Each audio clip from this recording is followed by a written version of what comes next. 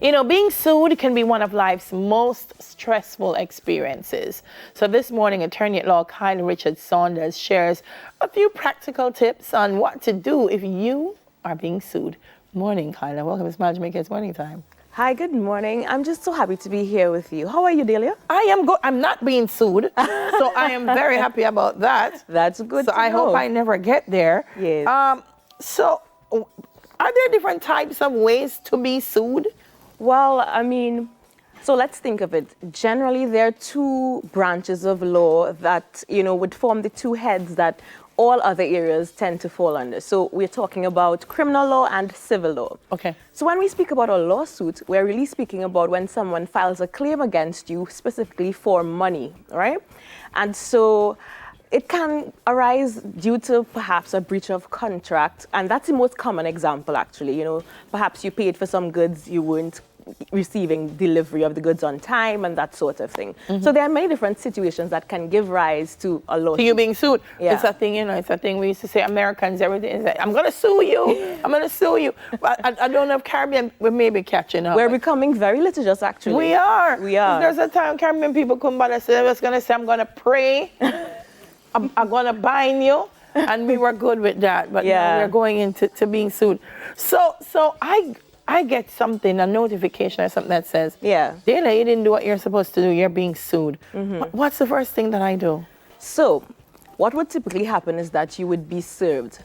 Now, you can be served with a claim that was filed at the parish court or at the Supreme Court. Mm. And so you want to understand the differences between the two. For any claim exceeding $1 million, well, that will take you into the realm of the Supreme Court. So let's deal with the parish court first. Okay. So if you're served, you will receive a summons.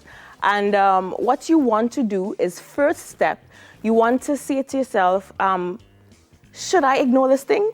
That's what most people try to do. They try to ignore service. Oh. But what I want to let people know is that you should never ignore service, because it can't be avoided. What will happen is that the claimant's attorney would file an application for alternative or substituted service, and then you could end up being served in the newspaper, which is more embarrassing, right? Oh my gosh. So if you're served a summons, you want to, at that time, or if you're served a claim that was filed with the Supreme Court, you want to then say, okay, read the documents clearly, carefully, and then recognize what are some of the timelines that you're seeing there. Because, for example, there would be notes to the defendant, which will explain to you what different documents you need to file and in what time. So, for example, with the Supreme Court claim, you would need to file an acknowledgement of service within 14 days of being served with that claim. Yeah. And then if you want to defend the claim, for example, you'll have 42 days to file that defense. And so you want to, at that point, start to consider your options after you understand those timelines. Yeah. So I'm going to read it. Yeah. I'm going to get an understanding of why would Clive want to sue me? Yes. But then it sounds like then my next step would be to get an attorney. So that is what I would, of course, recommend, because what can often happen is people read the documents, and because they are not legally trained, they might misunderstand the instructions. With accordingly. Exactly. Okay. All the legalese can become very confusing. Right. And so we would recommend, as an attorney, I would say the best step would be to then seek legal advice. And in fact, even at the head of the documents, they advise you that you want to consider seeking legal advice. I know most persons are concerned about the costs and so on, but we have so many avenues through which persons who are disadvantaged can access legal assistance. And if you don't get proper legal representation in a lawsuit like that, it may cost you more than the penny you're trying to save. So it could be penny wise, pound foolish. So I'm here at TVJ. I find out that Clive wants to sue me. Yeah. Do I tell my employers or do I keep that to myself? That's my business. I'm not going to tell you I'm being sued. Well, the thing is, you have no legal obligation to tell your employer. That's the truth of the matter. But maybe you want to be practical and consider whether or not, in terms of maintaining a good and healthy working relationship, if perhaps you may need time off to attend hearings and that sort of thing. So it's really a personal matter for you to decide if you want to divulge that information, but certainly there's no obligation for you to do so. To tell them. Mm-hmm. Yeah. Or you might have to go beg them alone. So you need to tell them that this is not happening. All right, so we got some do's and don'ts. One of them you already told me was do not ignore Do not ignore. Avoid service. Or avoid service. It says evaluate your options. Yes, evaluate your options.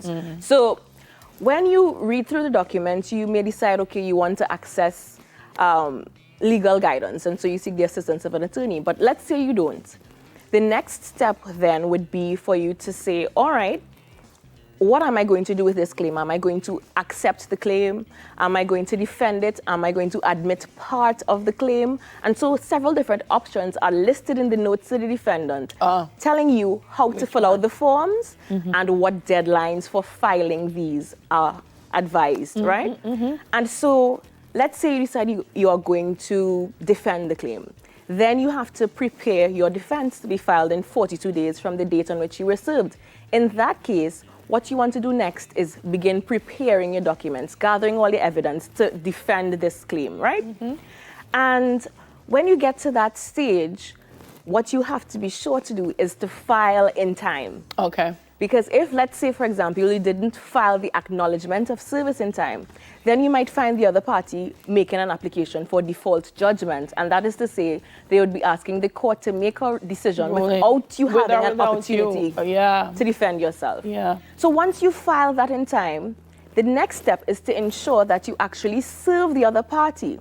Because when you file the acknowledgement of service, for example, or the defense, if the other party, the claimant or the plaintiff in the case of the parish court, if their attorney is not aware, they will be proceeding on the assumption that you're ignoring the claim. And so you want to ensure that in addition to filing the documents, that they are actually served on the plaintiff or the claimant. So we get to this stage and all right, we're kind of moving along.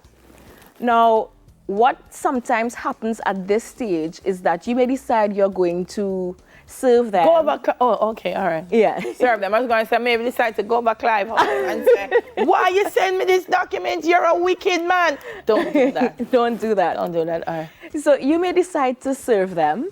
Okay, great. It may get to a point where you're actually able to settle out of court. Okay. Now, here's the danger when you are not represented. You see, if you and I meet, and I say to you, you know, I only have $5, I know I owe you 10. You might, at that moment, feel kind and say, all right, I'll accept the 5 and forgive the debt. Now, if we don't have a release and discharge agreement, for example, prepared by the attorney to ensure that you will release me from any further claims in relation to this matter. Next week, you come back and say, I still owe you $5. Exactly.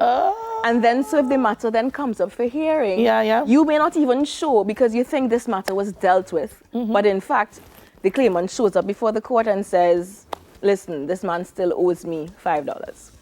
And so at that point, having served them, you want to ensure that you still show up for the court date because you have to inform the court of what transpired. So next thing, Clive tricked me and said, it's okay, give me $5 and I'll be good. And so I said, all right, we're not going court. And then Clive go court, go tell the judge, say, I'm still owing money. Clive, you know, you're wicked. Oh my God. But of course, as I tell people, if you have attorneys, they'll guide you. They will guide you through the process and help you to avoid some of those pitfalls. So important, my most important takeaway is just don't ignore it. Do not ignore it. Don't say, it's a foolishness. No. And toss it. Don't ignore it. No. And the fact that you're not ignoring it means you're taking it seriously and respecting the process. So read, get an attorney who will help you to understand it, but will also represent you in resolving the way forward. Excellent. And you know, as just an extra tip here, I would say that generally, because society is becoming so much more litigious, even here in the Caribbean, keep proper notes of everything you do. Absolutely. Keep your receipts. Keep that WhatsApp conversation stored, email it to yourself. But make sure you have records. So in case you find yourself being sued, well, you can defend that claim. You have some kind of, you know, response to say, Clive, beg me money, and then turn around and say, I owe him. Yes. Can I counter sue? Of course you can. I love that part. So that's one of the options listed on the note to defendant. You can make a counterclaim, and that would have to be filed within 42 days as well of the date on which you were served with that claim. I like that. I'm going to sue him back. Wicked. Thank you so much. This was very insightful. Oh, thanks for having me. I'm glad I was able to share some insight. Check her out, attorney at law, Kyla Richards-Saunders. Please don't get sued, but if you do, pay attention. Yes. Pay attention. Coming up next, we step into the Smile Kitchen for my favorite thing, porridge.